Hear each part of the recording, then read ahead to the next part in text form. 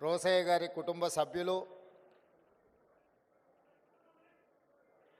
ఉమ్మడి రాష్ట్ర శాసనసభ్యులు, శాసనమండలి సభ్యులు దయానంద్ గారిని, అదేవిధంగా ఆర్యవైశ్య కార్పొరేషన్ చైర్పర్సన్ కాల్వ సుజాత గారిని, చాలామంది ప్రముఖులు, ముఖ్యంగా ఉమ్మడి రాష్ట్రంలో మాతో పాటు శాసనసభ్యులుగా పనిచేసిన మిత్రులు, జగ్గయ్యపేట శాసనసభ్యులు తాతయ్య గారు, రాంబాబు గారు, శ్రీనివాస్ గారు, అదేవిధంగా గణేష్ మాజీ శాసనసభ్యులు నిజామాబాద్ గారు, చాలామంది మిత్రులు, చాలా సంవత్సరాలైంది వాళ్ళందరినీ కలవక. ఇతర రాజకీయ కార్యక్రమాలలో ఉంటూ రకరకాల నేపథ్యంలో మిత్రులందరినీ కలవక చాలా సంవత్సరాలైంది. ఈరోజు ఈ వేదిక మీద రోసయ్య గారి వర్ధంతి సందర్భంగా మా సహచర ప్రజాప్రతినిధులను, ఆర్యవైశ్య సభ్యులను, కుటుంబ సభ్యులందరినీ కలుసుకోవడం చాలా ఆనందదాయకం.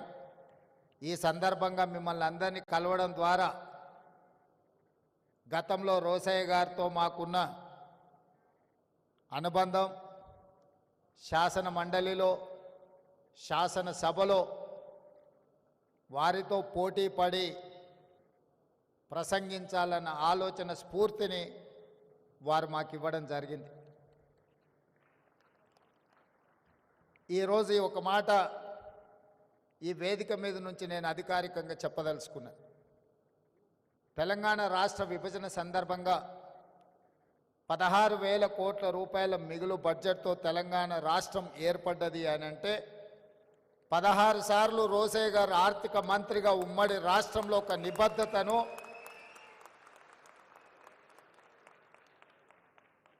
ఆర్థిక పరంగా ఒక క్రమశిక్షణను వారు పాటించారు. కాబట్టే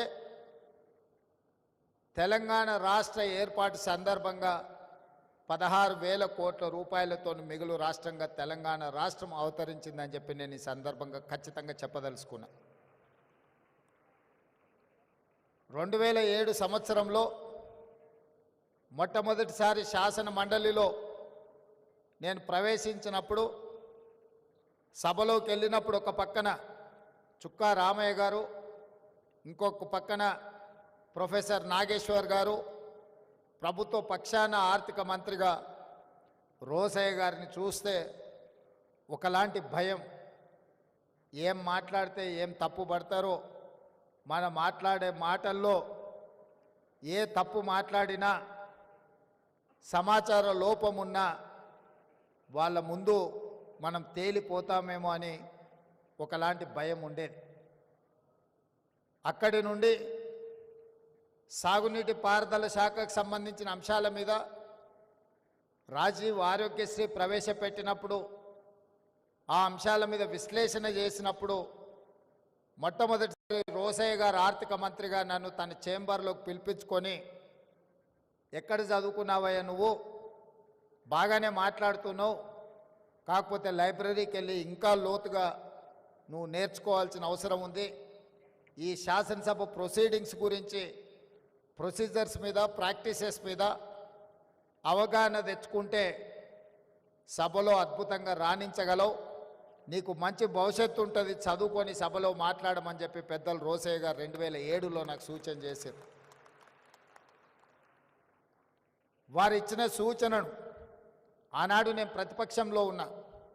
రోసయ్య గారు ప్రతిపక్ష శాసనమండలి సభ్యుడు అని చూడకుండా ఉమ్మడి రాష్ట్రానికి చదువుకున్న ప్రజాప్రతినిధులు ప్రజా సమస్యలను అవగాహనతో చట్టసభలలో మాట్లాడితే మన యొక్క గౌరవం పెరుగుతుందన్న ఆలోచనతోటి ఆ రోజు రోసయ్య గారు నాకు సూచన చేయడం జరిగింది.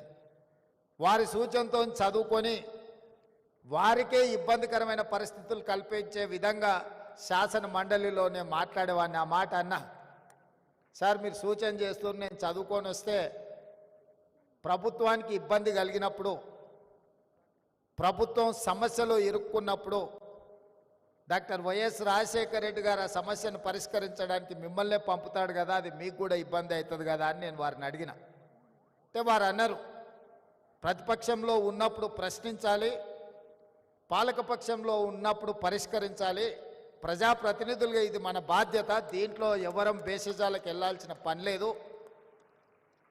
నువ్వు సమస్యలతో అవగాహనతో వచ్చి మాట్లాడితే మా ప్రభుత్వం వాటిని పరిష్కరిస్తుంది, తద్వారా మా ప్రభుత్వానికి మంచి పేరు వస్తుంది తప్ప మీరు ప్రస్తావించారు కాబట్టి మేము వాటిని పరిష్కరించకుండా ఉండాలన్న ఆలోచన మన ప్రభుత్వానికి ఉండదు.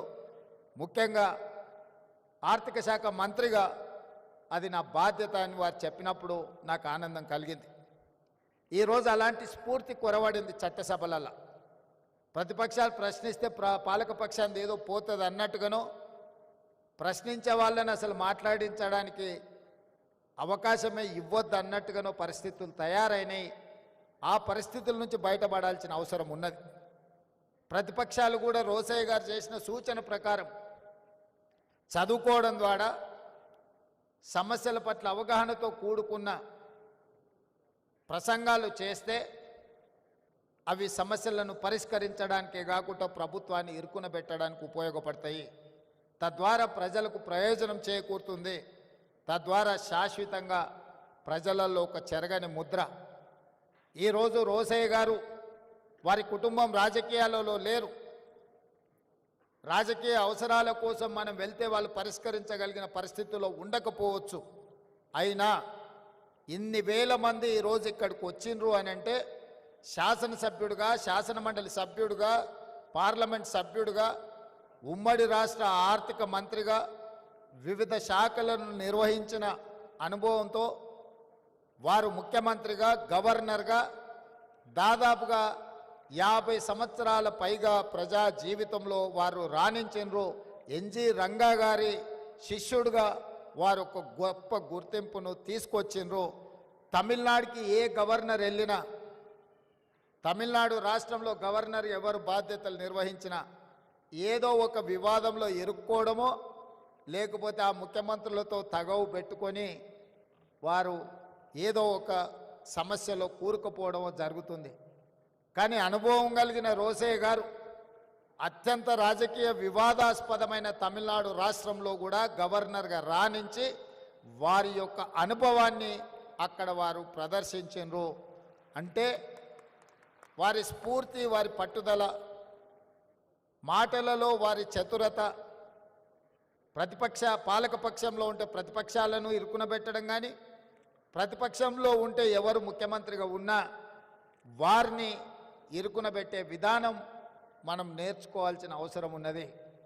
ఈరోజు ముఖ్యమంత్రిగా వారు ఆనాడు మర్రి చెన్నారెడ్డి కావచ్చు, నేదురుమల్లి జనార్దన్ రెడ్డి గారు కావచ్చు, భవనం వెంకట్రామ్ గారు కావచ్చు, అంజయ్య గారు కావచ్చు, లేదా డాక్టర్ వైఎస్ రాజశేఖర రెడ్డి గారు కావచ్చు, వాళ్ళు ప్రశాంతంగా ప్రభుత్వాన్ని నడిపి ముఖ్యమంత్రులుగా వారు అధికారాన్ని చెలాయించిందంటే సమస్యల్ని పరిష్కరించడానికి కుడిభుజంగా రోసయ్య గారు ఉన్నారు కాబట్టే వారు ప్రశాంతంగా ముఖ్యమంత్రులుగా కార్యక్రమాలను నిర్వహించారు. ఈరోజు తెలంగాణ శాసనసభలో రోసయ్య గారు లాంటి వ్యూహాత్మకంగా సమస్యల్ని పరిష్కరించగలిగిన సహచర నాయకులు లేకపోవడం కొట్టొచ్చిన లోటుగా కనిపిస్తుంది. అలాంటి సహచరుడు ఉంటే ముఖ్యమంత్రిగా ఎవరైనా అద్భుతంగా రాణించవచ్చని నేను ప్రగాఢంగా నమ్ముతున్నా.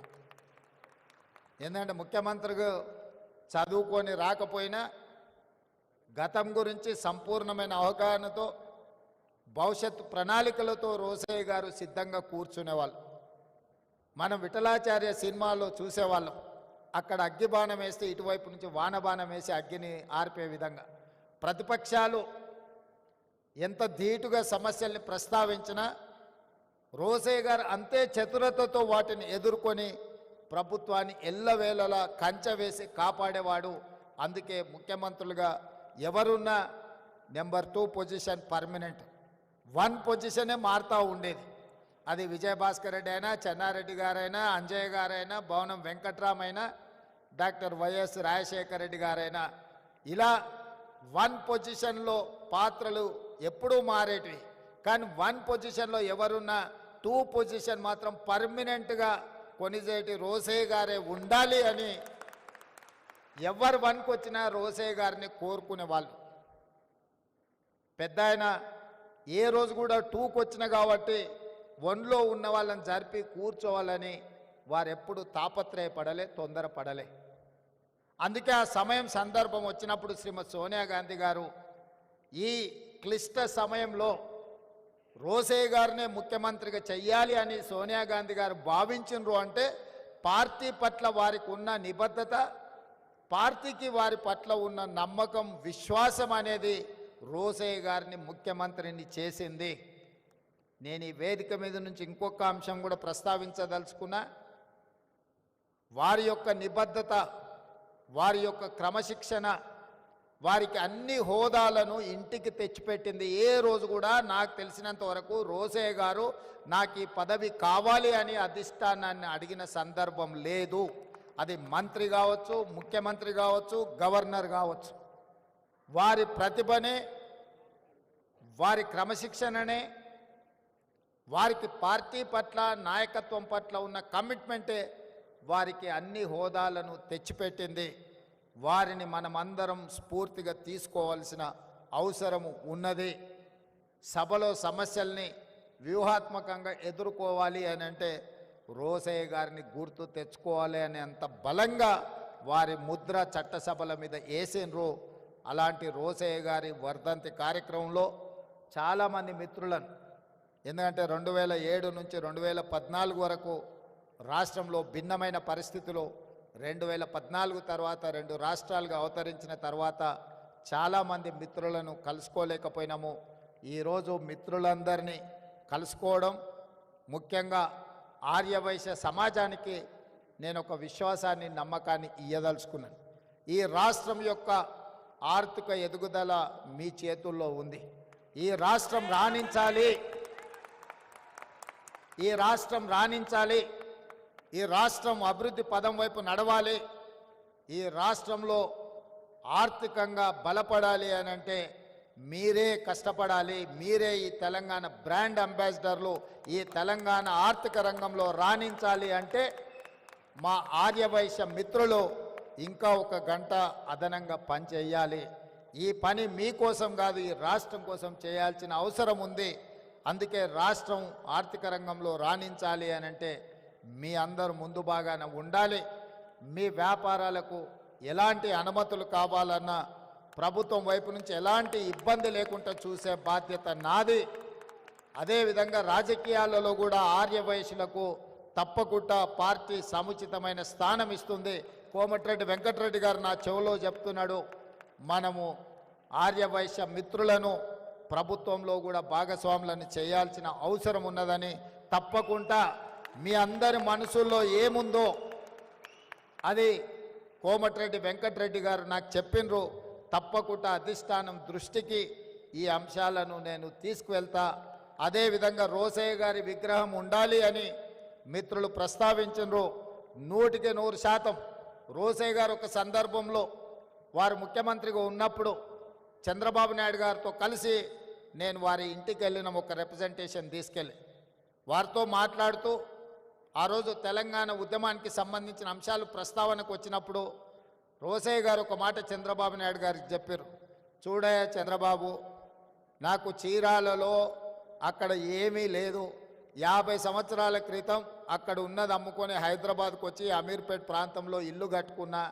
నేను హైదరాబాద్ వాడినే తప్ప నాకు ఆ రాష్ట్రమా ఈ ప్రాంతమా అని లేదు, 2 ప్రాంతాలు నాకు సమానమే, నేను హైదరాబాద్ వాడిని అని చెప్పిండు. ఈరోజు నికార్సైన హైదరాబాదీ ఎవరైనా ఉన్నారంటే రోసయ్య గారు అని చెప్పి నేను సంపూర్ణంగా విశ్వసిస్తున్నా. అలాంటి నికార్సైన హైదరాబాదీ రోసయ్య గారికి హైదరాబాదు నగరంలో విగ్రహం లేకపోవడం అనేది లోటు. తప్పకుండా రాష్ట్ర ప్రభుత్వం ఒక మంచి ప్రాంతాన్ని మీరు చూసి ప్రభుత్వానికి సూచన చేయండి. మా ఆర్ఎండ్బి శాఖ మంత్రి కోమటిరెడ్డి వెంకటరెడ్డి గారికి ఏ ప్రాంతంలో రోసయ్య గారి విగ్రహం పెడితే బాగుంటుందో ఒక ప్రాంతాన్ని సూచన చెయ్యండి. తప్పకుండా రోసయ్య గారి రాబోయే 4వ వర్ధంతి లోపులోనే రోసయ్య గారి విగ్రహాన్ని మనం పెట్టుకుందాము. ఎందుకంటే వారు అందరికీ స్ఫూర్తి. ఆర్యవైశ్య మిత్రులకే కాదు, ప్రజా జీవితంలో ఉన్న వార్డు మెంబర్ నుంచి పార్లమెంట్ మెంబర్ వరకు, రాష్ట్ర మంత్రి నుంచి కేంద్ర మంత్రి వరకు, ముఖ్యమంత్రుల వరకు రోసయ్య గారు ఒక స్ఫూర్తి. అలాంటి వ్యక్తుల విగ్రహాలు ఉండడం ద్వారా ఈ సమాజానికి ఒక మంచి సందేశాన్ని ఇచ్చిన వాళ్ళం అవుతాము. తెలంగాణ రాష్ట్ర ముఖ్యమంత్రిగా మా ఆర్యవైశ్య మిత్రులకు నేను మాటిస్తున్నా, మీరు మంచి ప్రాంతంలో రోసయ్య గారి విగ్రహం పెట్టడానికి మీరు ఏర్పాట్లు చేసుకోండి. రాష్ట్ర ప్రభుత్వం అనుమతిస్తుంది. ఆ ప్రాంతాన్ని రోసయ్య గారి పేరు మీద అభివృద్ధి చేసే బాధ్యత మా ప్రభుత్వం తీసుకుంటుంది అని చెప్పి ఈ సందర్భంగా మీకు అందరికీ తెలియజేస్తూ, ఏది ఏమైనా చాలామంది నిర్వాహకులు ఇందులో భాగస్వాములు ఉన్నారు. వారికి పేరు పేరున మనస్ఫూర్తిగా ఒక మంచి కార్యక్రమాన్ని ఏర్పాటు చేసినందుకు అభినందిస్తున్నా. అదేవిధంగా Pendakanti educational academy, Vasavi engineering college ఒక అద్భుతమైన సంస్థ, రామ్మోహన్ రావు గారిని సన్మానించడం అనేది నాకు ప్రత్యేకమైన గౌరవం. ఎందుకంటే వారితో నాకు చాలా సంవత్సరాల నుంచి పరిచయం ఉన్నది.